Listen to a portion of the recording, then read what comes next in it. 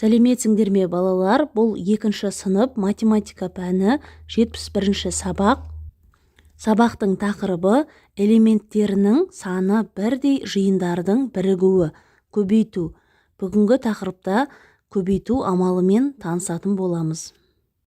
Бірінші тапсырма практикалық жұмыс, жиындардың бірігуі.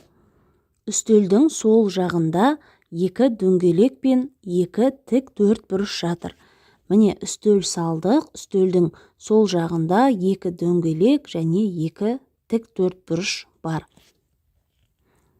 Енді үстелдің оң жағында 2 үшбұрыш пен 2 шаршы жатыр. Міне 2 үшбұрыш және 2 шаршы. Төмендегі нұсқаулық бойынша орында.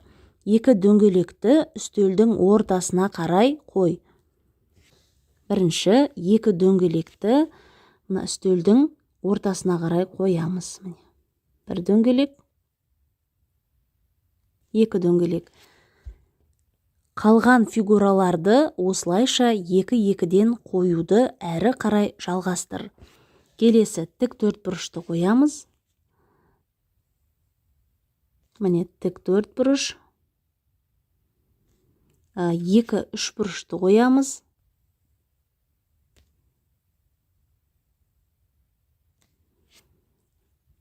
2 шаршыны қоямыз.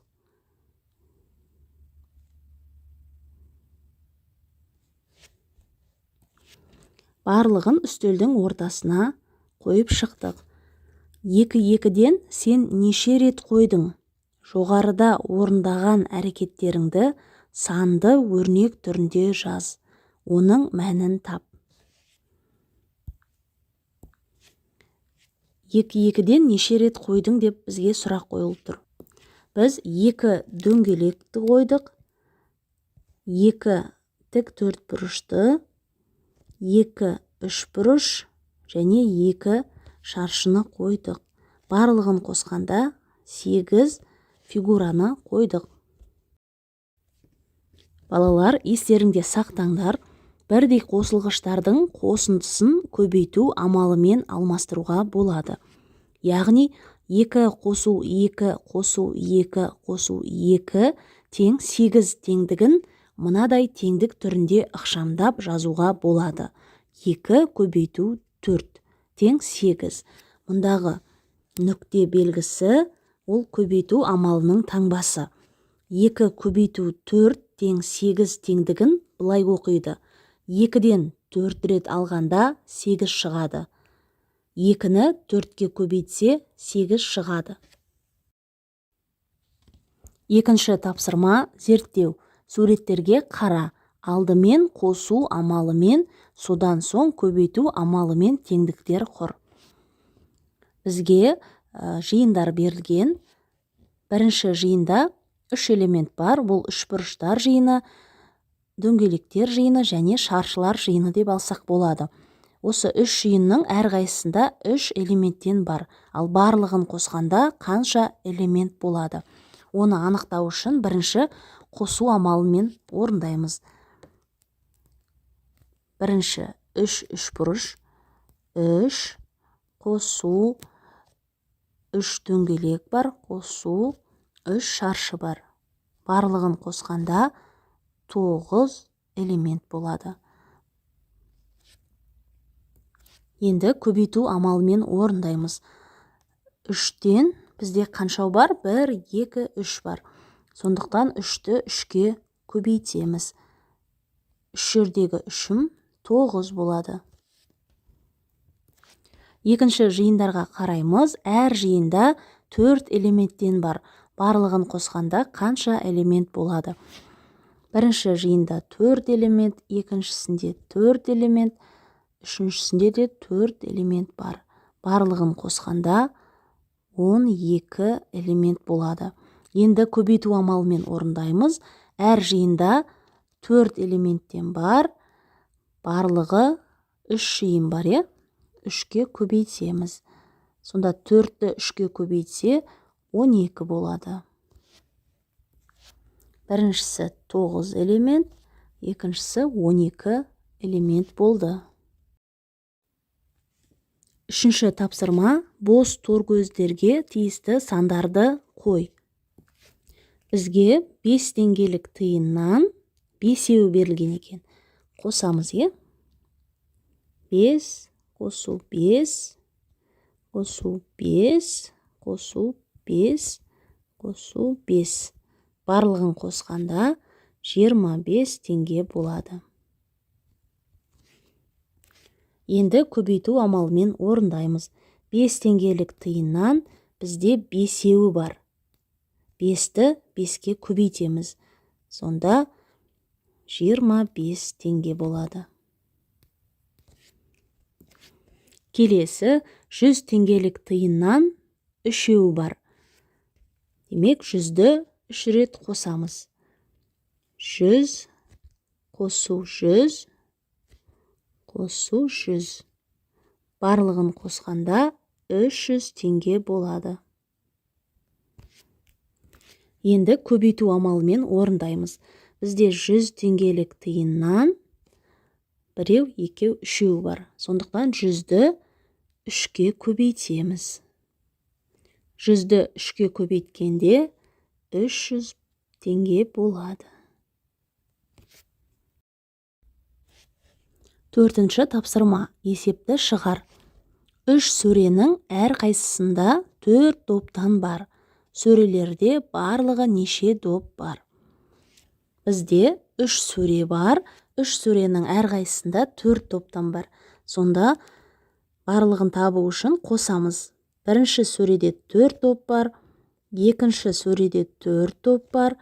Үшінші сөреде 4 топ бар. Барлығын қосамыз. 12 доп болады. Енді көбейту амалымен орындаймыз. 4 топтан 3 сөре бар. 3-ке көбейтеміз. Сонда 4-ті 3-ке көбейтсе 12 доп болады. Жауабы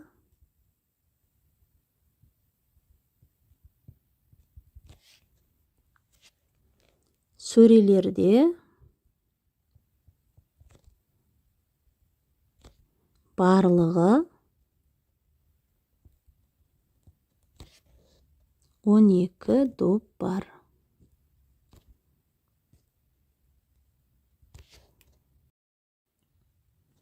Бесінші тапсырма, өрнектер құр және олардың мәнін тап. Бірінші 80,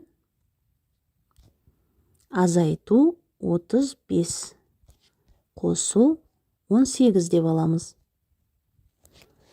80-нен 35-ті азайтқанда 45 болады. Оған 18-ді қосамыз. Сонда жауабы 63 болады. Келесі 49, азайту 35, қосу 41 деп аламыз. 49-дан 35-ті азайтқанда 14 болады. 14 қосу 41. Жауабы 55 болады. Келесі 35 қосу 25, азайту 46 деп аламыз. 35 қосу 25, азайту 46. Бірінші 35-ке 25-ті қосамыз. 60 болады. Азайту 46. Жауабы 14 болады. Келесі 74-ті аламыз. 74 қосу 25, азайту 14. 74-ке 25-ті қосқанда 99, азайту 14. 94-тен 14-ті азайтқанда 85 болады. Алтыншы тапсырма, азайту амалымен шығарылатын теңдеулерді көшіріп жаз және оларды шеш. Бірінші теңдеуге қараймыз. X қосу 14 тең 26. Мұндағы X бірінші қосылғыш болғандықтан қосындының мәнінен екінші қосылғышты азайтамыз. Демек, бұл теңдеу азайту амалымен орындалады және оны көшіріп жазамыз. X қосу 14 тең 26. X-ті табамыз. Ол үшін 26-дан 14-ті азайтамыз. X тең 12 болады. 12-ні X-тің орнына қойып, теңдеуді тексереміз. 12 қосу 14 тең 26. Теңдеудің екі жағы да 26-ға тең болды. Екінші теңдеуге қараймыз. X азайту 35 тең 24. Бұл жерде азайғыш белгісіз болғандықтан айырманың мәніне азайтқышты қосамыз. Сонда бұл теңдеу қосу амалымен шығарылады. Сондықтан бұл теңдеуді жазбаймыз. Үшінші теңдеуге қараймыз. 57 азайту X тең 47-ге. Бұл жерде азайтқыш белгісіз болғандықтан азайғыштан айырманың мәнін азайтамыз. Демек, бұл теңдеу азайту амалымен шығарылатын теңдеу, оны көшіріп жазамыз. 57 азайту X тең 47. X-ті табу үшін азайғыштан айырманың мәнін азайтамыз. X тең 57-ден 47-ні азайтқанда 10 қалады. Енді 10 санын X-тің орнына қойып, теңдеуді тексереміз. 57 азайту 10 тең 47. 47 тең 47. Жетінші тапсырма. Өрнек құр және оның мәнін тап. 4 жиынның әрқайсысында 5 заттан бар. Оларды бір жиынға біріктір. Жиында енді неше зат болды? Жазамыз. Бізде 4 жиын бар, әрқайсысында 5 заттан. Бірінші жиында 5 зат, екінші жиында 5 зат, үшінші жиында 5 зат, төртінші жиында 5 зат бар. Оларды бір жиынға біріктір дейді. Яғни барлығын бір-біріне қосамыз. Барлығын қосқанда 20 зат болады. Енді көбейту амалымен орындаймыз. 5 заттан 4 жиын бар. Сонда 5-ті 4-ке көбейтсе 20 болады. Жауабы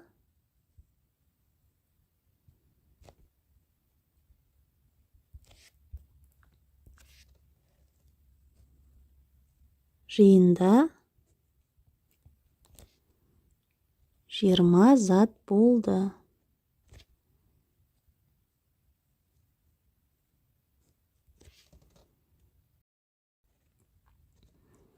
Ойлан тап. 8-ші тапсырма. Бірліктерін қосқанда 10, ал ондықтарын қосқанда әр түрлі бір таңбалы сан шығатындай етіп, екі таңбалы сандардың 3 қосындысын жаз. Олардың мәнін тап. Қосуды азайтумен тексер. Бізге бірліктерін қосқанда 10 шығу керек. Әр түрлі нұсқаларды қарастырайық. Бірінші 2-ге қосамыз 8 деген санды, сонда 10 болады. Ал бірлік ондықтарына кез келген санды аламыз. Мысалы 12 мен 18 болсын. Екеуін қосқанда 30 болады. Келесі нұсқасы 3 пен 7. 3-ке қосамыз 7-ні, сонда 10 болады. Ал ондықтарына кез келген санды аламыз. Мысалы 2 мен 3-ті алайық. Сонда 23 қосу 37 тең болады 60-ға. Келесі 4 пен 6 санын алуға болады. Сонда ондықтарына мысалға 34 деп, екіншісін 56 деп алайық. Сонда 34-ке 56-ны қосқанда 90 болады. Олардың мәнін таптық, енді қосуды азайтумен тексереміз. Ол үшін бірінші 30-дан азайтамыз 18-ді. Тең 12 болады. Келесі 60-тан азайтамыз 37-ні. Тең 23 болады. Келесі 90-нан азайтамыз 56-ны. Тең 34 болады. Балалар, осымен бүгінгі сабақ аяқталды. Сабақ түсінікті болса, міндетті түрде лайк басып, каналға тіркеліп алуды ұмытпаңдар. Келесі сабақтарда кездескенше.